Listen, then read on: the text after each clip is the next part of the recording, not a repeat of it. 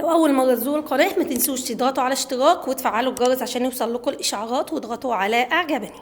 السلام عليكم ورحمه الله وبركاته، اهلا بيكم في فيديو جديد. النهارده ان شاء الله هنشوف مع بعض ازاي نعمل بودره السحلب بطريقه سهله وبسيطه جدا. اسهل حاجه عندي في المكونات النهارده ان هي تقريبا متساويه. هجيب بس عندي البوله اللي هخلط فيها المكونات.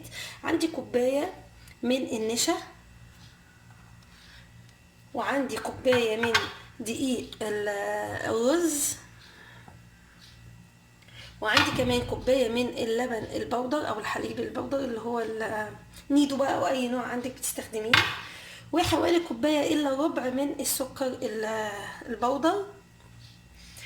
والمكونات اللي هتحطيها بقى جوه دي حسب الرغبه. الناس اللي بتحب سوداني عايزه تحط سوداني بنص، عايزه تحط مكونات تانية، جوز هند، زبيب، سمسم. انا هحط هنا سمسم، وهحط كمان عندي جوز هند.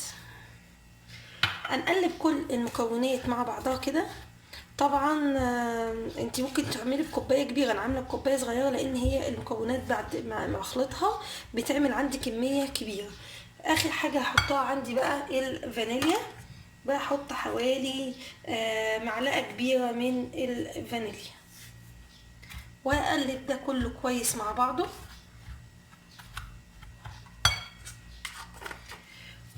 بس كده خليط السحلب عندي بقى جاهز.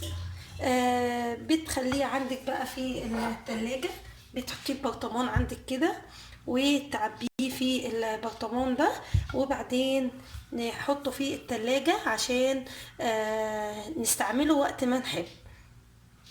كده انا فضيته عندي في البرطمان بتاعي، وبحط الغطا بتاعه. طبعا بكتب عليه الاسم عشان ابقى عارفه البرطمان ده فيه ايه.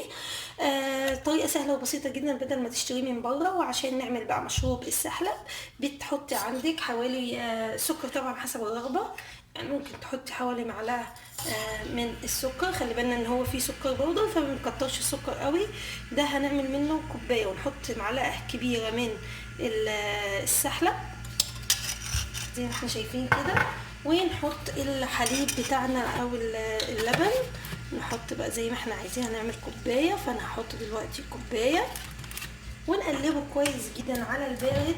وبعدين نروح نحطه على البوتاجاز بتاعنا لحد ما يغلي والقوام بتاعه يتقل، ونقدمه بألف هنا وشفا. ده السحلب بتاعي بعد ما انا عملته. طبعا المعلقه طلعت شويه فانا زودت تاني كمان معلقه عشان يبقى تقيل ومعقول معايا زي ما انتم شايفين اهو. وتزينيه بقى زي ما انت عايزه باي حاجه تحبيها.